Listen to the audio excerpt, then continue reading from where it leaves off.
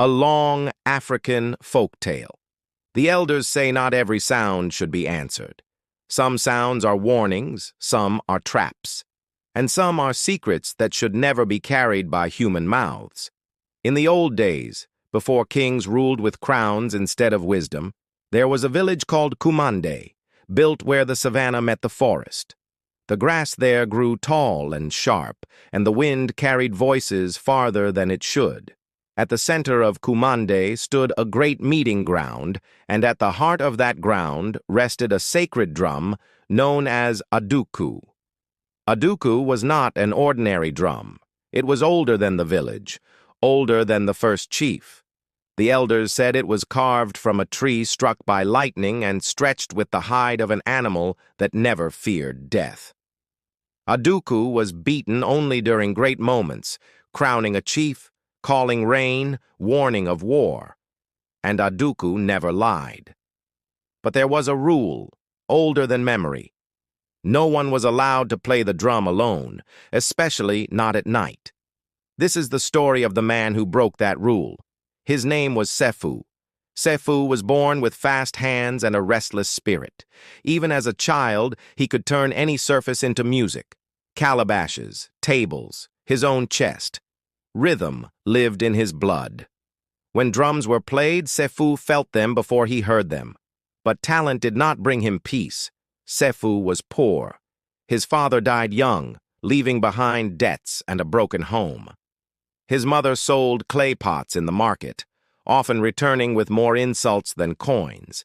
Sefu watched other boys rise, sons of hunters, sons of chiefs, while he remained unseen. What hurt him most was not hunger. It was silence. No one called his name with respect. No one asked for his opinion. In a village where drums spoke louder than people, Sefu felt unheard. As he grew older, his drumming became impossible to ignore. When festivals came, people gathered around him. They danced harder, longer. Elders nodded in approval. But when the dancing ended, so did the praise. Sefu remained poor. One night, after a long festival, Sefu stayed behind while others left. The moon hung low, and the meeting ground lay empty. At the center sat Aduku, covered in cloth, silent. Sefu stared at it. A thought crept into his mind. Quiet at first, then louder. What if I played it? Just once. Just to hear what it sounds like. He remembered the rule. Everyone knew the rule. But Sefu also remembered every night he had gone hungry, every time his talent had been enjoyed and forgotten. He stepped forward. The air grew heavy. Sefu uncovered the drum and placed his hands upon it. The surface was warm, too warm for wood and skin. He hesitated. Then he struck it. The sound that came out was not loud. It was deep.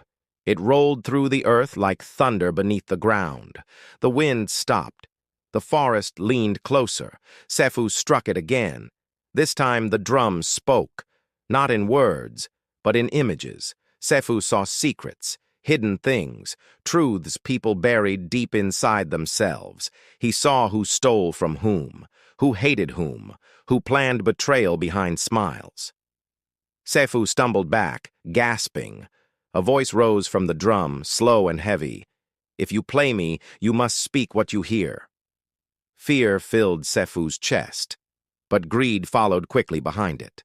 The next day, Sefu tested the drum again, this time at dawn when no one was around. Once more, it showed him secrets. Once more, it demanded to be heard. Soon, Sefu began using the drum's knowledge. He exposed thieves. He revealed lies. He warned of dangers no one else could see. The village praised him. People listened when he spoke. Chiefs invited him close. Sefu felt powerful. But Aduku demanded payment. Each secret he revealed made the drum louder. Each truth spoken made it harder to silence. Sefu began hearing whispers even when the drum was covered. His sleep grew short. His dreams grew dark. The drum wanted more. One day, during a great gathering, Sefu made a mistake. He revealed a secret that should have stayed buried, a chief's betrayal. The village erupted, trust shattered, blood followed. That night, Aduku spoke without being touched. "You have fed me enough. Now I will feed on you." Sefu tried to run, but the sound followed him. The drumbeat echoed in his chest. Secrets poured from his mouth against his will.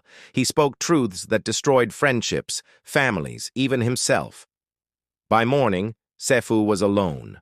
The elders found him at the meeting ground, old before his time, his hands cracked and bleeding. Before he died, he whispered, "Some truths are not meant for drums, and some sounds should never answer back." They buried Aduku deep in the forest, far from human hands. And to this day the elders warn, if you ever hear a drum calling your name when no one is playing, cover your ears, because not every truth is a gift, and not every voice should be heard.